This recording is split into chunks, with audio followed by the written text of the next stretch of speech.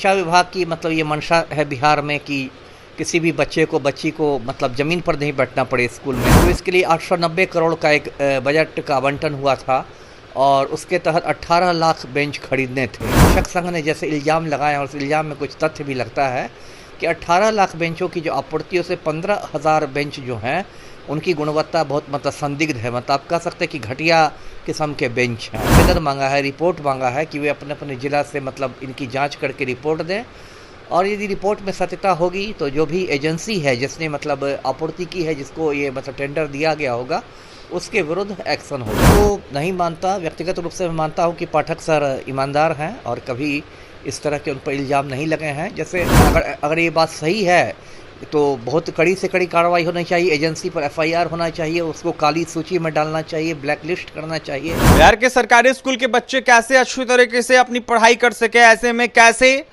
अपना दिमाग पढ़ाई पर लगा सके, इसको देखते हुए बीते दिनों 800 करोड़ से ऊपर की राशि जो है नीतीश सरकार के द्वारा बेंच डेस्क के लिए दी गई थी।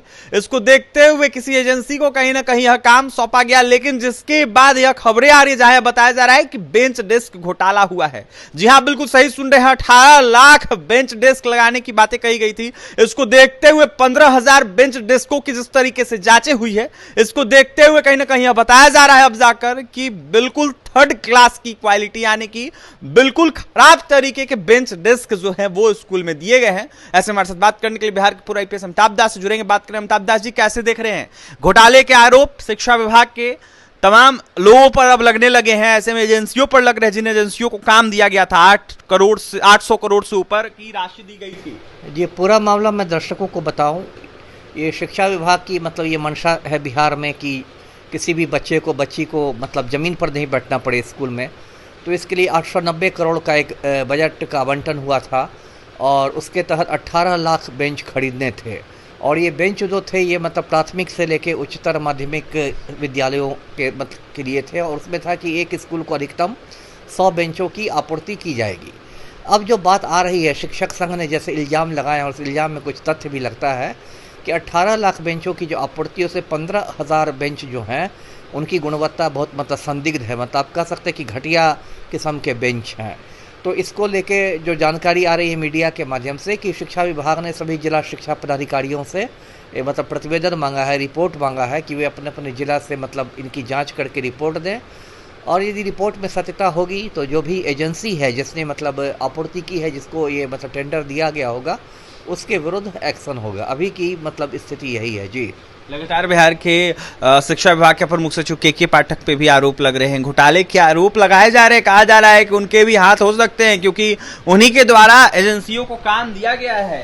देखिए, मैं तो नहीं मानता, व्यक्तिगत रूप से मैं मानता हूँ कि पाठक सर ईमानदार हैं और कभी इस तरह के उन पर इल्ज़ाम नहीं लगे हैं। जैसे मतलब इसमें और भी अधिकारियों की और लोगों की मिलीभगत हो सकती है। पाठक सर मुझे नहीं लगता कि वो ऐसा करेंगे और अब देखना बाकी है कि क्या एक्शन होगा।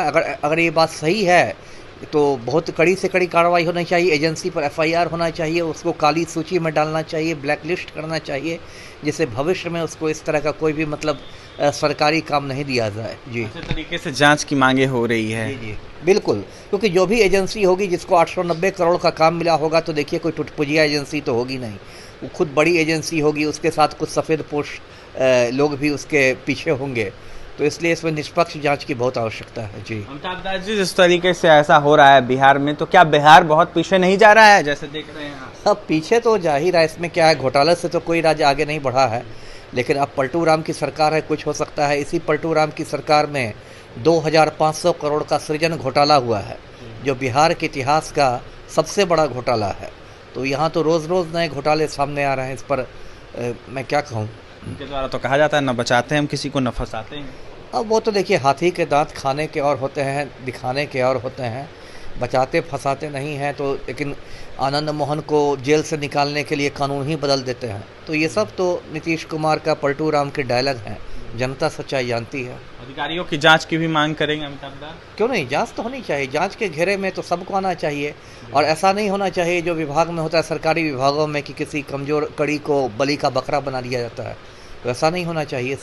मतलब अधिकारियों पर जांच होनी चाहिए, निष्पक्ष रूप से होनी चाहिए। जी देखिए, अधिकारियों पर हो या फिर एजेंसियों पर हो, निष्पक्ष रूप से जांच होनी चाहिए। बिहार के पूर्व आईपीएस अमिताभ दास थे, क्या कुछ कह रहे थे बेंच डेस्क घोटाले को लेकर आपने सुना है।